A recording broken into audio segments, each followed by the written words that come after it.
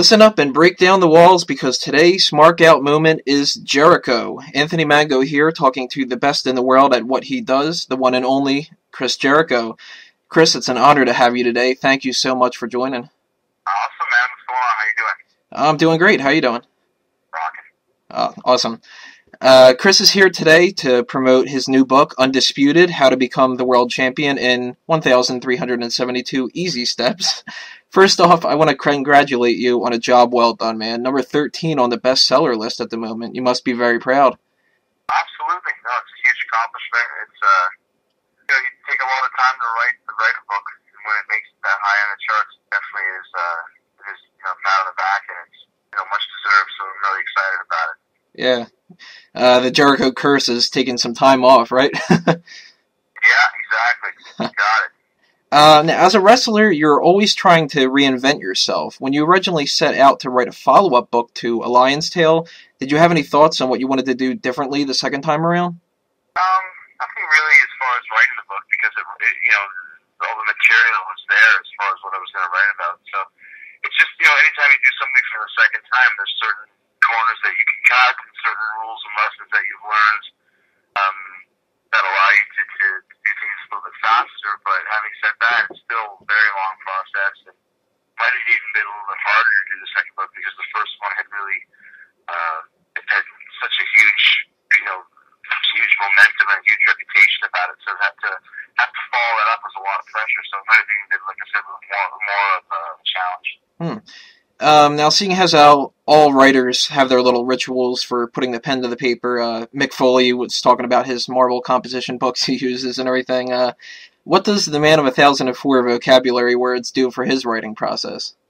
Well, I mean, it's more along the lines of just writing from my heart and being honest about it. And, if I try and use a word that maybe is a little bit fancier that I've used over and over again, and that's why you get the thesaurus app out on your phone or whatever, and just use different words from there. But, I'm trying to just write honestly from the heart, and I basically talk like that anyways, a lot of times with those words like that you hear. Right. So, it's just easy to put them on the page, just in normal writing flow, I guess you'd say. And how different is it between writing the books and scripting your promos? Way different, because scripting a promo is a lot more of an improv vibe to it. There's a lot more of let's just start here and see where it goes from there, whereas a book, every word has to be, perfect. That's why you do so many drafts, because it's on that page forever, and it's going to stay there forever, so you really have to make sure that it's exactly the way you want it. If it works, it works. And it certainly did work. Yeah. Now, if I had to pick a favorite chapter, I'd probably go with Sweet Loretta Modern. We're so used to the characters you guys play on TV, and I just think it's great to get an insight into that softer side behind the cameras that we don't normally get to see. Do you find it's any easier or any harder to put those more emotional parts out there? A bit harder, in a way, because, it's a lot of deep-seated writing that you have to do, but it's very cathartic and very, it takes a real weight off your shoulders to be able to write about it and get it off your chest. So I feel very fortunate that I had a forum to express those feelings and get those thoughts once again exactly the way I wanted them and rewrite them until it's exactly there, and I can always go back and read those chapters whenever I want, or just leave them in that book to live forever. So it's one of the cool things of being a writer when you can really tap into something that deep and leave it on the page. And it's a great tribute, that I have to say. Before we get into the wrestling stuff, for those unaware, the book says much about wrestling as it is the music industry, so I think it's time we talk to Mongoose a little bit. In many ways, the journey you describe with Fozzy is quite different from the one in the WWE. Do you find that refreshing to have such a contrast, or does it make it difficult to adjust going back and forth between the two all the time? Not really, because they're two separate things for me. I think if anything, it's an interesting contrast that you're looking at a guy who's working in front of thousands of people a night at the top of the world in one profession, and then going to the bottom of the world in another profession, and having the same passion and the same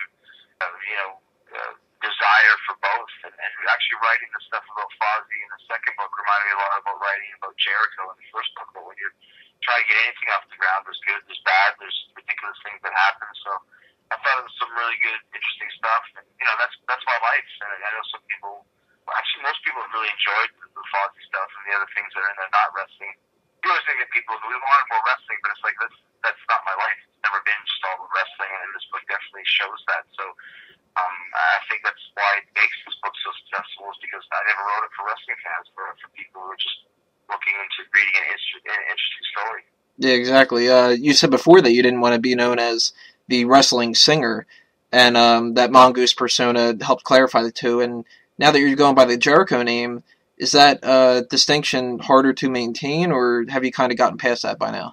I've gotten past that over the last 5 years, because, I mean, obviously when you do something like that, people don't ever want to think outside the box. So a lot of it was like, well, it's a wrestling thing. How good can it be? And not realizing that I've been singing in bands since I was 12 years old. So it's something I just picked up and went to do. And I think over the last 5 years, people have really understood the fact it's a great rock and roll band. And it doesn't matter what the guy, who the singer is. It's a good band that plays some great tunes, and that's all that matters. Right, you've built up the reputation beyond just the wrestling spark. Which I knew I always had to. It just took a while to be able to do that. I mean, I never promoted this as a wrestling band. I never promoted this as a wrestling singer, because I knew that wouldn't work. I mean, can't go on stage wearing, tights and body slamming each other.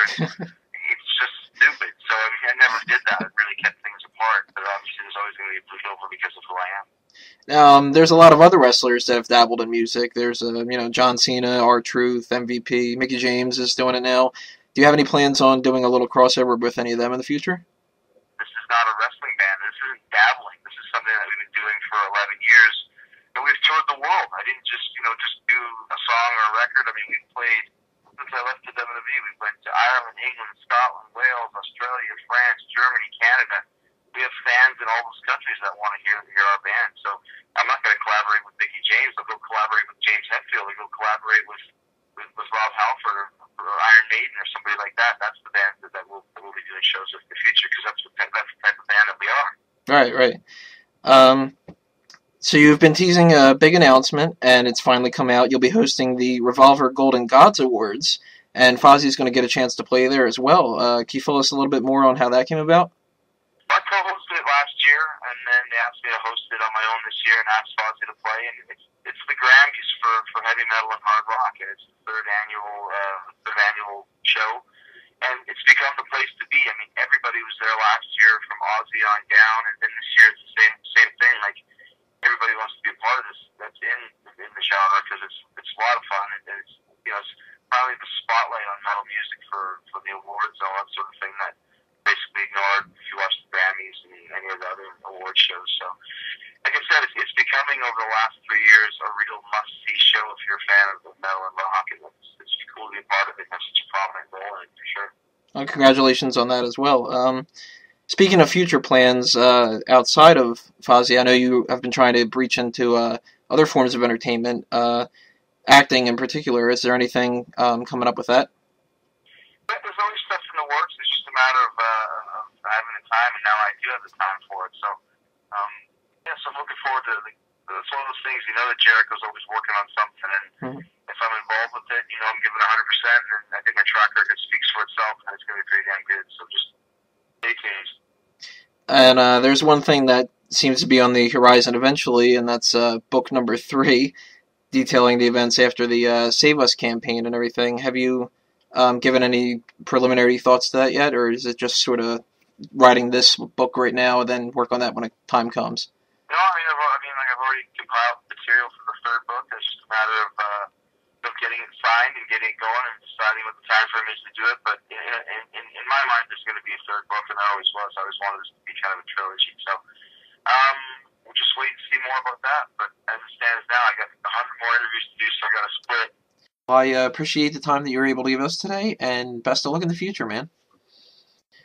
But yeah, man, like I said, everything's been going great, and I appreciate you working with me today. Everybody, make sure you pick up a copy of Undisputed. And that being said, this has been a Smark Out Moment, and I'm being counted out.